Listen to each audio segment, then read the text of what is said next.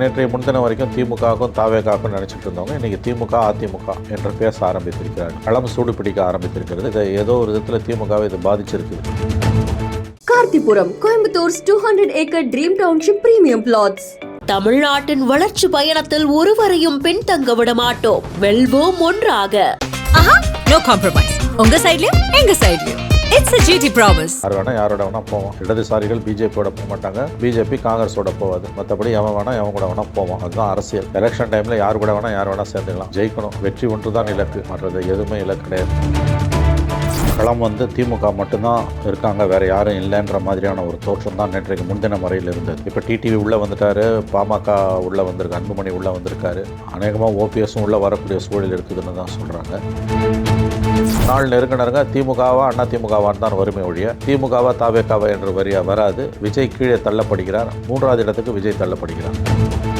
திமுகவில் இன்னைக்கு யார் வேணால் போய் சேர்ந்துக்கலாம். அந்த லெவலுக்கு அவங்க பலவீனமாக இருக்காங்க. காலகாலமாக திமுகவில் இருக்கான்ல, 50 வருஷமோ 60 வருஷமோ, அவன் நிலைமை என்ன? இன்னைக்கு எல்லாரையும் திமுகவில் முதலமைச்சர் ஸ்டாலின் சேர்த்து கொள்கிறார். இது திமுகவுக்குள்ளே ஏற்படுத்தக்கூடிய பாதிப்பு வரும் தேர்தலில் நீங்கள் பார்ப்பீர்கள். வளர்ச்சிக்கும் வீக்கத்துக்கும் வித்தியாசம் உண்டு. அவன் வேணால் போய் திமுகவில் சேர்ந்துக்கலாம்னா அது வீக்கம், வளர்ச்சி கிடையாது.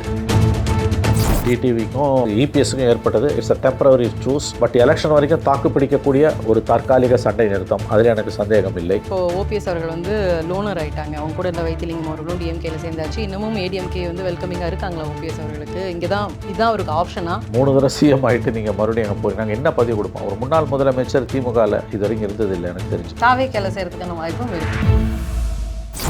சார், மதுராந்தகத்தில் நடந்த இந்த என்டிஏ மீட்டிங் அப்படிங்கிறது ஸ்டேஜில் ஒரு பெரிய யூனிட்டி காமிச்சாங்க, கூட்டணி கட்சிகள் எல்லாம் சேர்ந்து. அந்த யூனிட்டி அப்படிங்கிறது எப்படி சார் பூத் லெவல் யூனிட்டியாகவும் மாறுமா?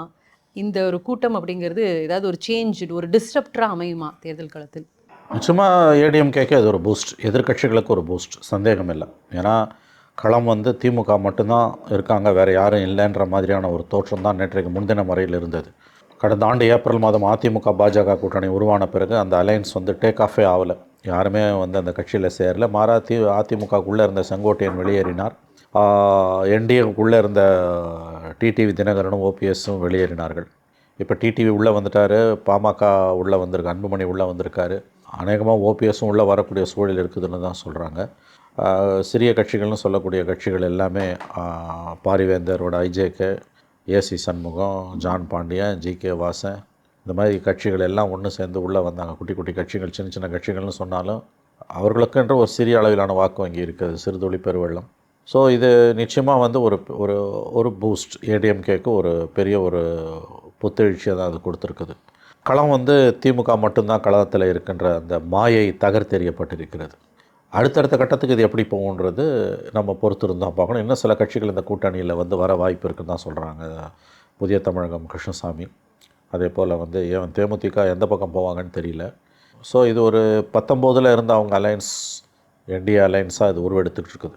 நேற்றைய முன்தினம் வரைக்கும் திமுகவுக்கும் தாவேகாவுக்கும் நினச்சிக்கிட்டு இருந்தவங்க இன்றைக்கி திமுக அதிமுக என்று பேச ஆரம்பித்திருக்கிறார்கள்.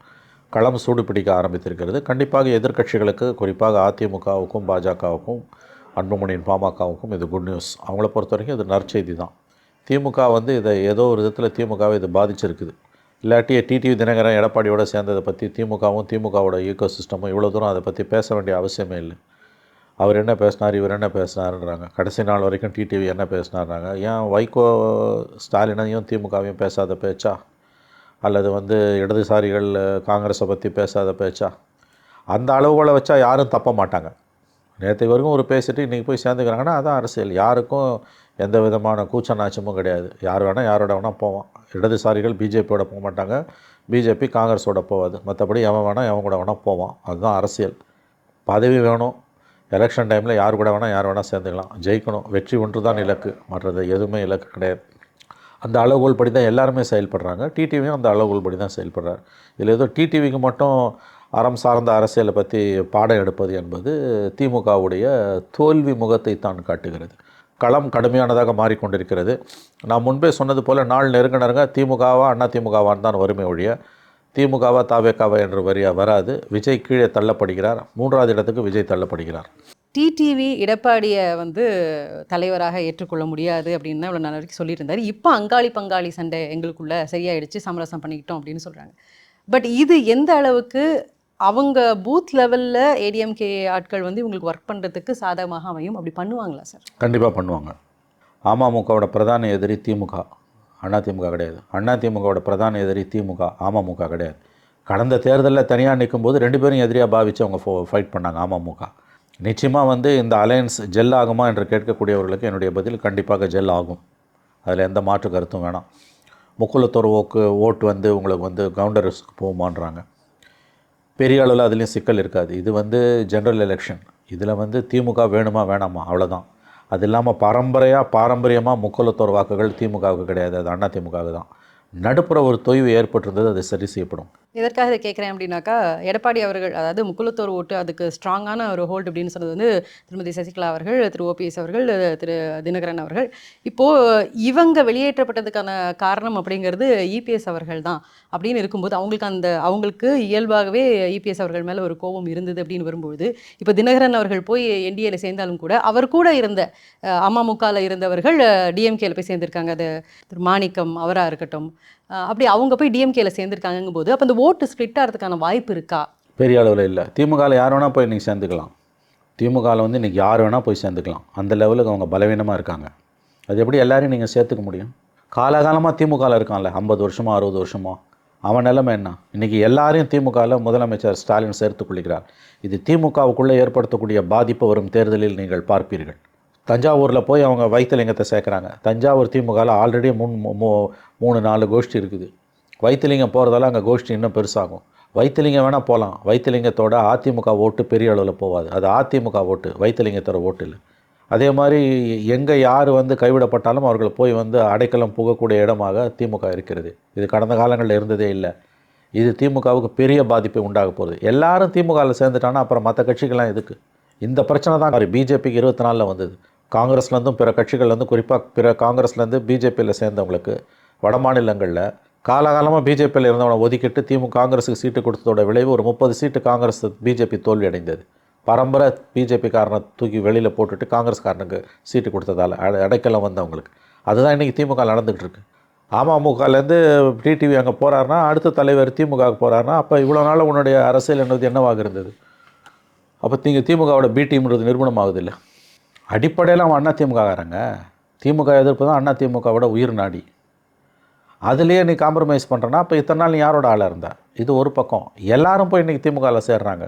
அது எப்படி திமுகன்ற கட்சிக்கு சாதகமாக அமையும்? திமுகவோட மிகப்பெரிய நெருக்கடியாக இந்த ஒரு இஷ்யூ தான் வரும் காலங்களில் டெவலப் ஆக போகுது. குறிப்பாக வரும் தேர்தலில் டெவலப் ஆக போகுது. அதிமுகவில் எல்லா சொத்து சுகத்தையும் அனுபவிச்சுட்டு, பதவி அனுபவிச்சுட்டு, அதிகாரத்தை அனுபவிச்சுட்டு, அதிகாரம் இல்லாதப்போ நீ திமுக ஓடி வர.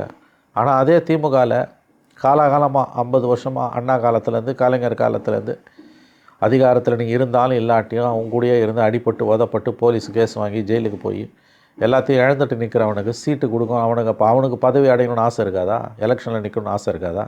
அந்த நேரத்தில் நீ வெளியிலேருந்து இறக்குமதி பண்ணவனுக்கு சீட்டு கொடுக்குற. இது கட்சிக்குள்ளே ஏற்படுத்தக்கூடிய பாதிப்பு எவ்வளோன்றது தெரியாமல் இவர்கள் இதை செய்து கொண்டிருக்கிறார்கள். ஈக்குவலிபிரியத்தை டிஸ்டர்ப் பண்ணக்கூடாது என்றைக்குமே. திமுக ஒன்றுனா அதிமுக இன்னொன்று. அதிமுக பலவீனம் அடையுதுன்னா திமுகவும் பலவீனம் அடையுதுன்னு அர்த்தம். ஏடிஎம்கே இருக்கும்போது ஜெயலலிதா எல்லாரையும் திமுகலேருந்து உள்ளே சேர்த்துக்கிட்டாங்களா? இல்லை கருணாநிதி இருக்கும்போது அதிமுகலேருந்து எல்லோரும் உள்ளே சேர்த்தாரா? அது எப்படி? அது என்ன அரசியல்? அவன் இன்றைக்கி அதிகாரம் இல்லாதப்போ உங்ககிட்ட வரான், பவர் இல்லாதப்போ உங்ககிட்ட வரான். பவர் இருக்கும்போது வந்தானா அது உண்மையிலே கொள்கை பற்றுன்னு சொல்லலாம். அதிகாரம் இல்லாதப்போ ஒருத்தர் 2 பேர்னா ஓகே, கூட்டமாக வராங்கன்னா திமுகக்குள்ளே அது என்ன பாதிப்பை ஏற்படுத்த போகுது? கண்டிப்பாக ஒரு பெரிய பாதிப்பை ஏற்படுத்தும். வரும் தேர்தலிலேயே அதற்கான விலையை அவர்கள் கொடுப்பார்கள். அதனால் எல்லோரும் திமுகவில் போய் சேர்றதால திமுக பலமாகிடுச்சுன்னு நினைக்காதீங்க. திமுக உண்மையிலேயே பலவீனமாகுது. அப்படிலாம் தொடர்ந்து அவங்க செய்வார்களே. ஆனால் வளர்ச்சிக்கும் வீக்கத்துக்கும் வித்தியாசம் உண்டு. அவன் வேணால் போய் திமுகவில் சேர்ந்துக்கலான்னா அது வீக்கம், வளர்ச்சி கிடையாது. அதை நினைவில் கொள்ளுங்கள். ஆகவே ஒரு கொள்கைப்படி இயங்கக்கூடிய ஒரு கட்சி தான் திமுக. இன்றைக்கும் திமுகவானா ஒரு கொள்கை அடிப்படையில் இயங்கக்கூடிய கட்சி திமுக தான். ஆனால் இன்றைக்கி அவர்கள் போகக்கூடிய பாதை என்பது எந்த கொள்கையும் அவங்களுக்கு கிடையாது. ஜெயிக்கிறது ஒன்றை தவிர வேறு எதுவும் கவலை கிடையாது. அதிமுகலேருந்து யார் வந்தாலும் நான் சேர்த்து பண்ணுற முடிவுக்கு அவர்கள் போகிறார்கள் என்றால் அது ரொம்ப ரொம்ப ஆபத்தான அரசியல். ஒரு விமர்சனம் பொதுவாக மக்கள்கிட்டையும் கேட்க முடிஞ்சது என்னென்னா, டபுள் என்ஜின் ஆட்சி, என்டிஏ தலைமையிலான ஆட்சின்னு சொல்கிறாங்களே ஒழிய இபிஎஸ் தலைமையிலான ஆட்சின்னு தலைமையில் இருக்கிறவங்க சொல்லலையே அப்படிங்கிற ஒரு பேச்சு வருதே சார். அது உண்மைதாங்க. அது ஒரு சிக்கல் தான். அதிமுக ஓரங்கட்டப்படுகிறது. மோடி வாயிலேருந்து ஒரு தடவை கூட ஏடிஎம்கே கவர்மெண்ட்டுன்னு வரல, என்டிஏ கவர்மெண்ட்டுன்னு வந்தது. இன்னும் சொல்லப்போனால் நீங்கள் என்டிஏ கவர்மெண்ட்டுன்றதை தாண்டி பிஜேபி என்டிஏ கவர்மெண்ட்டுன்னு மோடி வாயிலேருந்து வந்தது. ஏடிஎம்கே என்டிஏ கவர்மெண்ட்டுன்னு கூட வரல, பிஜேபி அண்டு என்டிஏ கவர்மெண்ட்டுன்னு வருது. பிஜேபி என்டிஏ கவர்மெண்ட்டுனா கூட்டணி அரசுன்றதுக்கு வந்து முழு அளவில் அவங்க வந்து அடித்தளம் போடுறாங்க அப்படின்னு தான் அர்த்தம். அது ஏற்கனவே அமித்ஷா அவர்கள் எடப்பாடி தலைமையில் என்டிஏ அரசு அமைன்னு ஒரே ஒரு தடவை சொன்னார். அதுக்கு பிறகு எடப்பாடின்ற பேரையே அவர் உச்சரிக்கலை, மோடியும் உச்சரிக்கலை. இது ஏடிஎம்கேக்கு ஒரு சிக்கல் தான். ஒருவேளை ஆட்சி மாற்றம் ஏற்பட்டால் எடப்பாடிக்கு அது தலைவலியாக மாறும். அவர்கிட்ட கூடுதல் எம்எல்ஏ இருந்தால் அவர் அதிகாரத்தில் பங்கு கொடுக்க மாட்டார். இழுபறியில் வந்ததுன்னா அது கூட்டணி ஆட்சி தான். ஆகவே தெளிவாக அவங்க என்டிஏ கவர்மெண்ட்டுன்னு பேச ஆரம்பிச்சிட்டாங்க. ஏடிஎம்கே கவர்மெண்ட்டுன்னு எங்கேயும் பேசல. ஒரு கட்டத்தில் பிஜேபி அண்ட் என்டிஏ கவர்மெண்ட்டுன்னு பேச ஆரம்பிக்கிறாங்க. இது அதிமுகவுக்கு ஒரு பின்னடைவு. இது வரும் நாட்களில் அவங்க எப்படி சமாளிக்க போகிறாங்கன்றதை நான் பொறுத்திருந்து தான் பார்க்க வேண்டும். அதை பெரிய அளவில் பேசாமல் அப்படி இதில் பார்த்திங்கன்னா லோக்கல் பிஜேபி லீடர்ஸ் இதை பேச மாட்டேன்றாங்க, நேஷ்னல் லீடர்ஸ் தான் இதை பேசுகிறாங்க. லோக்கல் பிஜேபி லீடர்ஸ் நயினார் நாகேந்திரனோ இவங்க வானதியோ தமிழிசையோ இதை பேசுகிறதே கிடையாது. வரும் நாட்களில் வந்து தேர்தலில் வந்து அவங்க வந்து அதை குறைத்து கொள்வார்களேயானால் ஏடிஎம்கேக்கான நெருக்கடி குறையும். மாறா இது ரொம்ப அழுத்தமாக அவங்க பேசுகிறாங்கன்னா அது கண்டிப்பாக எடப்பாடிக்கு ஒரு தலைவலி தான். லோக்கல் பிஜேபி அதை பேசுகிறதில்ல, நேஷ்னல் லீடர்ஸ் அதை தொடர்ந்து பேசுகிறாங்க. அதற்கு எடப்பாடி ஒரு தீர்வு காணாவிட்டால் வரும் நாட்களில் அது அவருக்கு சிக்கலாக, ஏடிஎம்கேக்கு சிக்கலாக மாற ஒரு வாய்ப்பு இருக்கிறது. எஸ், அது உண்மைதான். பிஜேபி வந்து அவங்களுடைய அந்த குறிக்கோளில் ரொம்ப ஸ்ட்ராங்காகவே இருக்கிறது தான் தெரிஞ்சது. ஏன்னா டிஎம்கே உடைய ஆட்சியை ஒழிக்கணும் அப்படிங்கிறது தான் அவங்களுடைய குறிக்கோளாக இருந்ததுங்கிறது பிரதமர் அவர்கள் பேச்சிலிருந்தும் தெரிஞ்சது. 4 வழி சொன்னார். நீங்கள் திமுகவில் முன்னேறணும் அப்படின்னாக்கா வாரிசு அரசியல் செய்யணும்னாரு, பெண்களை இழிவாக பேசணும் அப்படின்னாரு, தமிழ் கலாச்சாரத்தை வந்து நீங்கள் இழிவுபடுத்தணும் அப்படின்லாம் சொன்னார், அண்டு கரப்ஷன் அப்படின்னு சொன்னார். எப்படி பார்க்குறீங்க சார், ஒரு பிரதம மந்திரி இந்த அளவுக்கு ஒரு பேசுகிறாரு ஸ்ட்ராங்காக அப்படிங்கும்போது? இது ரொம்ப சிக்கலான கேள்விங்க. பிரதமர் பேசுகிறதுல பெரும்பாலும் உண்மை, ஆனால் அதை பிரதமர் பேசணுமான்றது நியாயமான கேள்வி. பிரதமர் லெவலில் அவர் இதை இறங்கி பேச வேண்டிய அவசியம் எனக்கு தெரிஞ்சு இல்லை. பியூஷ் கோயல் பேசலாம், பிஜேபி தலைவராக இப்போ வந்திருக்கக்கூடிய நபீன் பேசலாம், தேசத்தோட பிரதமர் அதை தவிர்த்திருக்கலாம். பட் இது எலெக்ஷன் டைமில் ஃப்ரீ ஃபார் ஆல் தான் இருக்கும். இதை விட கேவலமாக போகும். வாரிசு அரசியல், பெண்களை இழிவாக பேசுகிறது, குடும்ப ஊழல், இதெல்லாம் வந்து திமுக மீதான நியாயமான குற்றச்சாட்டுக்கள். அதில் எனக்கு எந்த சந்தேகமும் கிடையாது. பட் இது எல்லா மாநிலங்களையும் தான் இருக்குது, கொஞ்சம் கூடையோ குறையோ இருக்குது. திராவிட மாடலில் ஏன் இருக்குன்றது தான் நம்ம கேட்க வேண்டிய கேள்வி. மற்றபடி வந்து மற்ற விஷயங்களில் வந்து வைக்கக்கூடிய சார்ஜஸ் வந்து அது எல்லா மாநிலங்களுக்குமான சார்ஜஸ், திமுகவுக்கு மட்டும் அதை நம்ம சொல்ல முடியாது. வாரிசு அரசியலும் ஊழலும் திமுக ஆட்சியோட மிகப்பெரிய அவலங்கள் என்பதில் யாருக்கும் மாற்று கருத்து இருக்க முடியாது. உடனே அங்கே வாரிசு அரசியல் இல்லையா, இங்கே வாரிசு அரசியல் இல்லையா என்று பேசுவது அபத்தமானது. மற்றவங்க யாரும் இந்த அளவுக்கு வந்து ஹை மாரல் கிரவுண்ட் எடுத்து பேசலை. நிச்சயமாக ஜனநாயகத்துக்கு வாரிசு அரசியலும் ஊழலும், குறிப்பாக ஊழலை விட வாரிசு அரசியல் ஒரு பெரிய சவால். வாரிசு அரசியலும் ஜனநாயகமும் ஒன்றுக்கொன்று எதிரானவை, ரெண்டும் ஒரு இடத்துல இருக்க முடியாது. வாரிசு அரசியல் உள்ள ஜனநாயகம்னா அது ஆக்சிமோரானது, நேர் எதிர் பதம். இது ஒரு இஷ்யூ தான். இன்றைக்கி விஜய்க்கு கிடைக்கக்கூடிய ட்ராக்ஷனுக்கு முக்கியமான காரணம் தமிழ்நாட்டு அரசியலில், குறிப்பாக ஆளுங்கட்சியில் திமுகவில் நிலவக்கூடிய வாரிசு அரசியல். வாரிசு அரசியலில் மோடி குறி வச்சு தான் அடிக்கிறாரு. அது மற்றவங்க வந்து பிஜேபிலையும் வாரிசு அரசியல்னும் போது அவங்க வைக்கக்கூடிய வாதம் எதிர்வாதம் பிஜேபியில். தலைமையில் வந்து ஒன்றும் வாரிசு வரலையே. இப்போ நபீன் ஒருத்தரை வந்து பிஜேபி தலைவராக தேர்ந்தெடுத்திருக்காங்க. அந்த நபீன் வந்து ஒன்றும் பிஜேபிக்குள்ளே வந்து அவங்க அப்பா ஏதோ தலைவராக இருந்தாரே ஒழி, அவங்க அப்பா ஒன்றும் பிஜேபி தலைவராக இருந்தது கிடையாது. இங்கே அன்புமணி ராமதாஸ் அவர்கள் அதை தான் நான் சொல்கிறேன். இங்கே வந்து அன்புமணி ராமதாஸ் சின்ன கட்சி, ஆளுங்கட்சியாக இருக்கக்கூடிய திமுகவில் வந்து இன்றைக்கி தலைமை பதவி என்பது ஒரு குடும்பத்துக்கு ரிசர்வ் பண்ணப்பட்டது. வேறு யாராவது இந்த பதவிக்கு வர முடியுமா? காங்கிரஸ்லேயே அது மாறி இருக்காங்க. காங்கிரஸில் 91 நரசிம்மராவ் தான் பிரைம் மினிஸ்டர், மன்மோகன் சிங் தான் அடுத்து பிரைம் மினிஸ்டர், ராஜீவ்காந்தி தான் கடைசி பிரைம் மினிஸ்டர். நேரு காந்தி குடும்பத்தில் காங்கிரஸ் தலைவராக இன்றைக்கி வந்து யார் இருக்கா? மல்லிகார்ஜுன கார்கே தான் இருக்கார். நேரு காந்தி ஃபேமிலி இல்லையே. தலைமையை வந்து வேறு ஒருத்தருக்கு கொடுக்கக்கூடிய ஒரு பாலிடிக்ஸ் வந்து காங்கிரஸ்லேயே இன்றைக்கி வளர ஆரம்பிச்சிருக்கு. திமுகவில் அது வளரலையே இன்றைக்கி. அப்போ இது ரெண்டுத்துக்கும் ஒரு வித்தியாசம் இருக்கிறத நாம் புரிந்து கொள்ள வேண்டும். வாரிசு அரசியலை பற்றி எங்களுக்கு கவலை கிடையாது, வாரிசு இருக்க அரசியல் பண்ணுவோம் என்பதெல்லாம் ரொம்ப ரொம்ப தவறான பேச்சு, எதேச்சதிகாரமான பேச்சு. அதை நீ 20 வருஷத்துக்கு மேலே சொல்லியிருக்கலாம். இன்றைக்கு தலைமுறைகிட்ட அதை சொன்னீங்கன்னா அவங்க ஏற்றுக்க மாட்டாங்க. இன்றைக்கி விஜய்க்கு இருக்கக்கூடிய இந்த ட்ராக்ஷனுக்கு காரணம் கூச்சநாச்சம் இல்லாத திமுகவுடைய வாரிசு அரசியல். அதை மக்கள் கேள்வி கேட்க தான் செய்வாங்க. அதனால் பிரதம மந்திரி அதை பேசுகிறாருன்னா தப்பு கிடையாது, உண்மையை தான் சொல்கிறாரு. பட் இது எலெக்ஷன் டைம்ன்றதுனால ஃப்ரீ ஃபார் ஆல் தான். இதை விட மோசமாக போகுது நம்முடைய நேரேட்டிவ். அதில் எந்த விதமான சந்தேகமும் உங்களுக்கு வேண்டாம். ஒரு பக்கம் டபுள் இன்ஜின் சர்க்கார், நம்ம வந்து தமிழகத்தை வந்து கரப்ஷன் இல்லாத ஒரு ஸ்டேட்டாக மாற்றுறதுக்கு டபுள் இன்ஜின் சர்க்கார் வந்து செயல்படும்னு ஒரு பக்கம் மோடி அவர்கள் சொன்னாரும். இந்த பக்கம் முதலமைச்சர் ஸ்டாலின் அவர்கள் வந்து அது டபுள் இன்ஜின் கிடையாது, டப்பா இன்ஜின் அப்படிங்கிறாரு. அதாவது ஸ்டேட் லெவல் முன்னேற்றம் அப்படின்னு பார்க்கும்போது டபுள் இன்ஜின் சர்க்கார் இருக்கக்கூடிய ஒரு யூபியோ பீகாரோ மத்திய பிரதேசத்தை விட அது இல்லாத பிஜேபி இல்லாத தமிழ்நாடு, கேரளா, கர்நாடகா இவங்கெல்லாம் தான் முன்னேற்றத்தில் இருக்கிறாங்க அப்படின்னு சொல்கிறாரு. அது நியாயமாக தானே தெரியுது இல்லையா பார்க்கும்போது? 100% நியாயமானது, அதில் எந்த சந்தேகமும் இல்லை. என்ன சொல்லப்போனால் டபுள் இன்ஜின் சர்க்கார் வேண்டும் என்று மோடி பேசுவது அராஜகமானது, கூட்டாட்சி தத்துவத்துக்கு எதிரானது. மத்தியில் யார் அதிகாரத்தில் இருக்காங்களோ அவங்க தான் மாநிலத்திலையும் ஆள வேண்டும் என்று எதிர்பார்ப்பது ஜனநாயகத்துக்கு எதிரான ஒரு பேச்சு, அராஜகமான பேச்சு. நம்பர் 1. நம்பர் 2, மு.க. ஸ்டாலின் முதலமைச்சர் சொன்னது கரெக்ட், ஃபேக்சுவலி கரெக்ட். இன்றைக்கு வளர்ச்சி குறியீட்டில் முன்னணியில் இருக்கக்கூடிய மாநிலங்களில் வந்து தமிழ்நாடு, கேரளா இவையெல்லாம் பிஜேபி ஆளக்கூடிய குஜராத்தை விட, ஊபியை விட, மகாராஷ்டிராவை விட முன்னணியில் இருக்குது. ஆகவே மத்தியில் ஒரு கட்சியும் மாநிலத்தில் ஒரு கட்சியும் ஆட்சி செய்வது ஜனநாயகத்துக்கு அழகு சேர்க்குமே ஒழிய அது ஜனநாயகத்துக்கு ஆபத்தையோ அல்லது வளர்ச்சிக்கு ஒரு சவாலையோ கண்டிப்பாக கொண்டு வராது. மத்தியில் யார் ஆள்றாங்களோ அவங்க தான் மாநிலத்தையும் ஆளணும் என்று பேசுவதே எதேச்ச அதிகாரமானது, அராஜகமானது, ஆணவமானது. அந்த விதத்தில் மோடி அவர்களுடைய பேச்சு கடும் கண்டனத்துக்குரியது. மக்களை மதிக்காத, ஜனநாயகத்தின் மீது நம்பிக்கை இல்லாத ஒரு பிரதம மந்திரியோட பேச்சு. ஸ்டாலின் அவர்கள் சொல்கிறது 100% உண்மை தான். டபுள் இன்ஜின் சர்க்காரெல்லாம் கிடையாது, இது டப்பா இன்ஜின் தான்றது அந்த வார்த்தை எப்படி வேணால் இருக்கலாம். ஊபியில், மத்திய பிரதேசில், ராஜஸ்தானில் என்னத்தை செஞ்சு கீழ்ச்சிங்க நீங்கள். ஆனால் அதே தமிழ்நாடு, கேரளா, கர்நாடகா, பெங்கால் இங்கெல்லாம் வளர்ச்சி என்பது வந்து பெரிய அளவில் இன்றைக்கு இருக்கிறது. காலகாலமாக திமுக, காங்கிரஸ் பிஜேபி, காங்கிரஸ் 2 பேரையும் தூக்கி எறிந்த தமிழ்நாடும் கேரளாவும் வளர்ச்சி குறியீட்டில் 1 and 2 இருக்குது. இன்றைக்கி மத்திய அரசாங்கத்தோட புள்ளி விவரங்களின்படி பார்த்தாலே இதுதான் உண்மை. ஆகவே டபுள் இன்ஜின் சர்க்கார் என்பது வந்து ரொம்ப தவறான, ஏற்றுக்கொள்ள முடியாத, ஆணவமான ஒரு பேச்சு. அது ஜனநாயகத்துக்கு விரோதமான பேச்சு என்று தான் நாம் எடுத்துக்கொள்ள வேண்டும். இபிஎஸ் அவர்கள் அப்படி இல்லை. இதற்கு முந்தைய ஆட்சியில் நாங்கள் வந்து 11 மெடிக்கல் காலேஜ் தமிழ்நாட்டில் கட்டணும் அப்படின்னா மத்திய சர்க்காரினுடைய அனுகூலமான அந்த போக்கு தான் காரணம் அப்படின்னு அவர் அதுக்கு பேசி ஆகணும். மெடிக்கல் காலேஜை கொண்டு வரது மட்டும் அளவுகோல் கிடையாது. அஃப்கோர்ஸ் அது ஒரு முக்கியமான விஷயம், நான் மறுக்கல. பட் அது மட்டுமே அளவுகோல் கிடையாது. கொஸ்டின் இஸ் டபுள் இன்ஜின் சர்க்கார்னா மத்திய அரசு எந்த கட்சியும் அந்த கட்சி தான் மாநிலத்தையும் ஆள வேண்டும் என்பது. அதை நாம் எப்படி ஏற்றுக்கொள்ள முடியும்? 5 வருஷத்துக்கு ஒருத்தர கவர்மெண்ட் மாறணும். 5 வருஷத்துக்கு ஒரு கவர்மெண்ட் மாறுறது தான் உண்மையான ஜனநாயகம். இன்றைக்கி அதிமுக அடைந்து கொண்டு இருக்கக்கூடிய, எதிர்கொண்டு இருக்கக்கூடிய, அனுபவித்து கொண்டு இருக்கக்கூடிய இந்த அவலங்களுக்கு எல்லாம் காரணம் தொடர்ந்து 2 ஆண்டுகள் அதிகாரத்தில் இருந்தது. 5 வருஷத்துக்கு ஒரு தடவை நீங்கள் மாற்றினீங்கன்னா ஜனநாயகமும் செழிப்பாக இருக்கும், மாநிலத்தில் வளர்ச்சியும் இருக்கும், அந்த கட்சிகளுக்கே அது நல்லது. தொடர்ந்து 2 டேர்ம் எந்த கட்சி கொடுத்தீங்கனாலும் அது அந்த கட்சிக்கு மட்டுமல்ல, அந்த மாநிலத்துக்கும் சாபக்கேடு, அந்த கட்சிக்கும் அது மிகப்பெரியது ஒரு சவாலை கொண்டு வந்து சேர்க்கும். மிகப்பெரிய பிரச்சனைகள் அந்த கட்சி மாட்டி உழலும். அதுதான் இன்றைக்கி அதிமுக. இதையும் நினைவில் வைத்துக்கொண்டு பேசுவது நல்லது. பிரதமர் அவர்கள் சொல்கிறாங்க என்டிஏவை நோக்கி மக்கள் நகர ஆரம்பிச்சிட்டாங்க அப்படின்னு சொல்கிறாரு. எதை வச்சு அவர் அதை எந்த கள நிலவரத்தை சொல்கிறார்? ஏன்னா மகாராஷ்டிரா லோக்கல் எலெக்ஷன்லாம் இவங்க பக்கம் வந்துருச்சு, திருவனந்தபுரத்தில் லோக்கல் எலெக்ஷனில் வின் பண்ணிட்டாங்க, தமிழ்நாடுனுடைய களம் மாறிட்டு இருக்குன்னு அவர் எந்த டேட்டாவில் அவர் அதை அப்படி சொல்கிறாரு? அவர் அப்படி தாங்க பேசுவார். அவர் போகிற இடம்லாம் வெற்றி வேணும்னு நினைக்கிறாரு.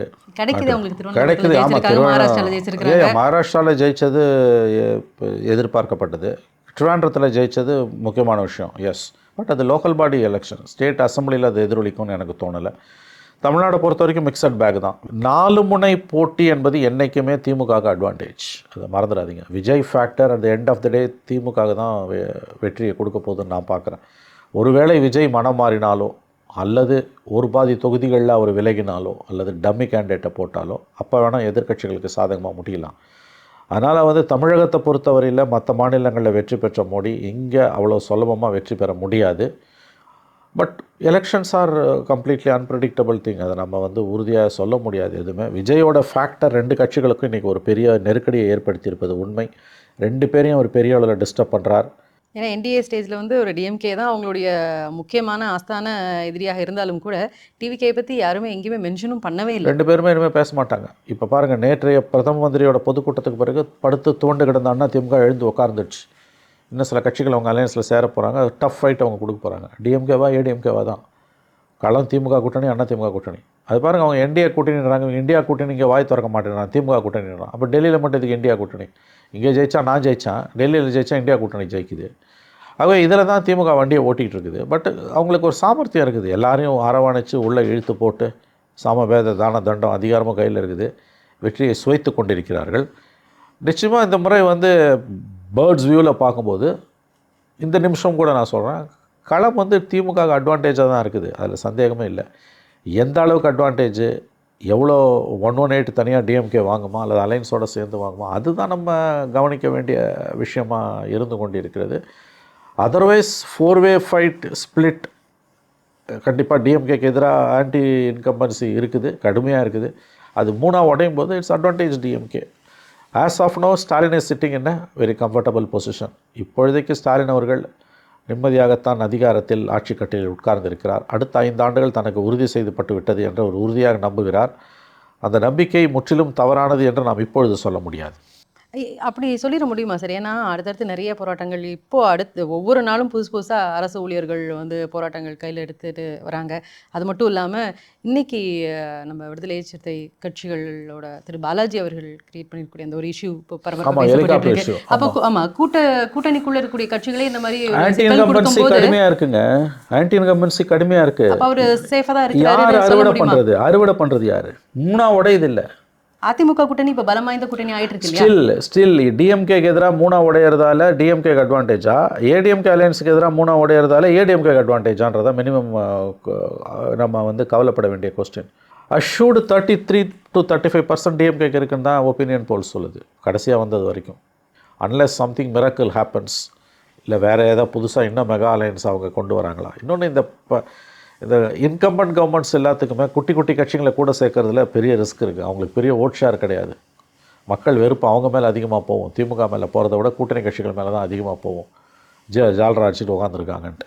ஏன்னா அப்போசிஷன் அவங்க ரோலை ப்ளே பண்ணவே இல்லை. அது ஒரு தமிழ்நாட்டில் சாபக்கேடு அப்போசிஷன். அதில் வந்து இவங்களுக்கு வந்து DMK as an advantage. But full fledged அட்வான்டேஜாக என்னன்றதெல்லாம் வந்து அதனால தான் cautiously I use the word any 4 corner fight is advantage for ruling party. இப்போ ரூலிங் பார்ட்டியாக திமுக இருக்கிறதால களம் அவங்களுக்கு சாதகமாக இப்போதைக்கு தே வில் ஸ்கிராப் த்ரூன்னு எனக்கு சொன்னது. அதாவது தனி மெஜாரிட்டி இல்லாட்டியும் அலைன்ஸ் வில் ஈஸிலி கிராஸ் 118. இன்னும் இருக்கக்கூடிய இந்த 40-50 நாட்களில் நீங்கள் சொன்ன மாதிரி இன்னும் 2 பேர் அதிமுகவில் சேர்றாங்க. அவங்க ஸ்ட்ராங்காக ஆகிறாங்க. ஆட்சி மாற்றம் நடக்குது அப்படின்னு கூடிய பட்சத்தில் இப்போது திரு டிடிவி அவர்களினுடைய நிலைமை, இப்போது எடப்பாடி அவர்கள் ஜெயிச்சு வந்து விட்டாங்க அப்படின்னா அவருக்கு என்ன மாதிரியான ரோல் இருக்கும் சார்? எப்படி இருக்கும்? அவர் தெளிவாக வந்துட்டாருங்க. நேற்று போய் மேடையில் உட்காந்துட்டாரு, எடப்பாடியோட கை குலுக்கிட்டாரு, ஒன்றா பேசிட்டாங்க. அதனால் வந்து ரிசல்ட்ஸ் எலெக்ஷன் வரைக்கும் எந்த பிரச்சனையும் இருக்காது. அவங்க கண்டிப்பாக கண்டெஸ்ட் பண்ணுவாங்க. அவங்க தொகுதியிலலாம் எந்த விதமான இப்போ இஷ்யூஸ் எதுவும் டெவலப் ஆகாது. ஒன்ஸ் ஜெயித்த பிறகு that's a different ball game. அதை பற்றி இப்போ பேச முடியாது. நம்ம டிடிவி இஷ்யூ முடிஞ்சு போச்சு. எப்படி சேர்ந்தார், போன நாள் என்ன பேசினார், போன வாரம் என்ன பேசினார், இந்த வாரம் என்ன, இந்த கதையெல்லாம் இனிமேல் வேஸ்ட். அது அப்படி திமுக ஆதரவு சேனல்ஸே கூட அதை பேச மாட்டாங்க. அடுத்த ஸ்டேஜுக்கு போயிடுவாங்க. எத்தனை நாளைக்கு அதையே பேசுவீங்க நீங்கள் வந்து. ஆகவே டிடிவியை பொறுத்த வரைக்கும் இப்போதைக்கு அவர் எடப்பாடியோடு இருக்கார். தேர்தல் முடிஞ்ச பிறகும் எடப்பாடியோட இருப்பாரானா அது நல்ல கேள்வி. அதுக்கு அப்போ தான் நம்ம பதில் சொல்ல முடியும். இது ஒரு டெம்பரவரி ட்ரூஸ். நிரந்தர போர் நிறுத்தம் அவங்களுக்குள் ஏற்படலை. டிடிவிக்கும் இபிஎஸ்க்கும் ஏற்பட்டது. It's a temporary truce. But election வரைக்கும் தாக்கு பிடிக்கக்கூடிய ஒரு தற்காலிக சண்டை நிறுத்தம், அதில் எனக்கு சந்தேகம் இல்லை. எவ்வளோ சீட்டு ஜெயிக்கிறாரு டிடிவி, எடப்பாடி எப்படி பெர்ஃபார்ம் பண்ணுறாருன்றதை பொறுத்து தான் ஒருவேளை ஆட்சி மாற்றம் ஏற்பட்டால் இந்த இஷ்யூஸ் மேலே எழும்பி வரும். நீங்கள் சொன்ன மாதிரி இப்போது ஓபிஎஸ் அவர்கள் வந்து லோனர் ஆகிட்டாங்க. அவங்க கூட இந்த வைத்திலிங்கம் அவர்களும் டிஎம்கேயில் சேர்ந்தாச்சு. இன்னமும் ஏடிஎம்கே வந்து வெல்கமிங்காக இருக்காங்களா ஓபிஎஸ் அவர்களுக்கு? இதுதான் அவருக்கு ஆப்ஷனா? வேறு எங்கேயும் போக முடியாதுங்க. வேறு எங்கேயாவது போக முயற்சி செய்தால் அவர்கள் அசிங்கப்பட்டு போவார்கள். வேறு எங்கேயும் அவங்களாலாம் இருக்க முடியாது. 3 முறை அதிமுகவில் முதலமைச்சராக இருந்துட்டு திமுகவில் போய் என்ன பதவிக்கு போக போகிறீங்க?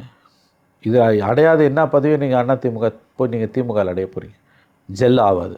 ரொம்ப மோசமான ஒரு கண்டிஷனில் இருக்கும். பட் இன்றைக்கி அவர் தனித்து விடப்பட்டிருக்கிறார். ஒவ்வொருத்தராக அவரை விட்டு போவதை பார்க்கும்போது இவரே அனுப்பி வைத்தாரோ என்று கூட தோன்றுகிறது. கண்டிப்பாக ஒரு கட்டத்தில் இவரும் போய் சேர்ந்தார்னா ஆச்சரியம் இல்லை. ஆனால் சேர்ந்தால் அதற்கான பலன்கள் மிக மோசமானவையாக இருக்கும். காலந்தோறும் ஆன்டி டிஎம்கேவை அறியப்பட்டுட்டு 3 தடவை சிஎம் ஆகிட்டு நீங்கள் மறுபடியும் அங்கே போகிறீங்க. நாங்கள் என்ன பதவி கொடுப்போம்? ஒரு முன்னாள் முதலமைச்சர் திமுகவில் இது வரைக்கும் இருந்ததில்லை எனக்கு தெரிஞ்சு. அவருக்கு என்ன பதவி திமுக கொடுக்கும்? வாய்ப்பே கிடையாது. அதனால் அவர் எப்படியாவது என்டிஏ பக்கம் வருவதற்கு முயற்சிக்கிறார் என்று தான் சொல்லுகிறார்கள். எடப்பாடி மனம் மாறினால் அது நடக்கும், இல்லைன்னா விதி விட்ட வழி. அது நடக்கிற வரைக்கும் நம்ம உறுதியாக பேச முடியாது. தாவேக்கால செய்கிறதுக்கான வாய்ப்பும் இருக்குது. தாவேக்காவே அங்கே ஒன்றும் இல்லாமல் போயின்னு கிடக்குது. அங்கே என்ன இருக்குது? இவன் ரெண்டாவது இந்த தலைவர்களுடைய எதிர்பார்ப்புகள் வேறு. அதனால தான் நான் திரும்ப சொல்கிறேன், தாவேக்கால சேருவார்ன்றாங்க. சேர மாட்டார். சேர்ந்தாலும் எந்த பிரயோஜனமும் தாவேக்கா கிடையாது. இப்போ பாருங்கள், மொள்ள தாவேக்கா மீடியா நைரேட்டிவில் கீழே போகுது பார்த்தீங்களா? இது வரைக்கும் தாவேக்கா திமுகன்னு இருந்தது. நேற்றைய சம்பவத்துக்கு பிறகு ஏடிஎம்கே டிஎம்கேன்னு வர ஆரம்பிச்சிருச்சு. அடுத்த 15-20 நாட்களில் இந்த run up to the notification களம் அப்படி தான் இருக்கும். இவர்களால் அவ்வளோ சுலபமாக வந்து அதை மாற்ற முடியாது. வெல் என்ட்ரன்ஸ்டு பார்ட்டிஸ், அதை மறந்துடாதீங்க. ரொம்ப நன்றி சார். நன்றி மேடம், நன்றி. Karthipuram, Coimbator's 200-acre Dream Township Premium Plots. தமிழ்நாட்டின் வளர்ச்சி பயணத்தில் ஒருவரையும் பின்தங்க விட மாட்டோம். வெல்வோம் ஒன்றாக. No compromise. உங்க சைடுலயும் எங்க சைடுலயும். It's a GT promise.